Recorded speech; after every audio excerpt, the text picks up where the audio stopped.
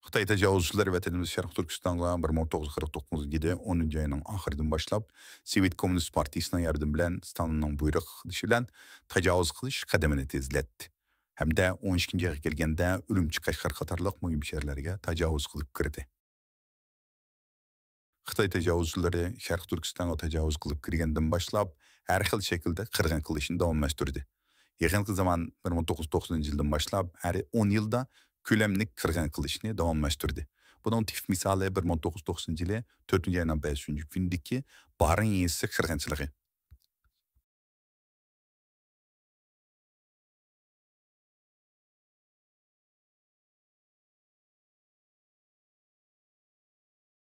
Bir 1997-yili 2-ayning 5-kuni ilib borgan G'o'lji qirg'inchiligi.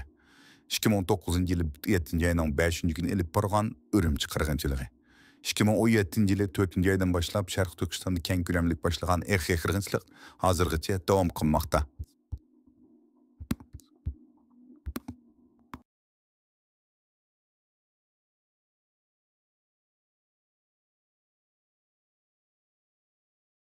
Xitoy tajovuzchilari buninglik bilan to'xtab qolmay, yana majburiy emgak silish, zaharlik chetimlik orqali yo'qotish, organ a'zolarini halol deb setish, tug'maslik operatsiyasi qildirish, Xitoylar bilan majburiy to'y qildirish qatorliq usullar orqali Uyg'urlarni tubdan yo'q qilish siyosatini yurgizmoqda.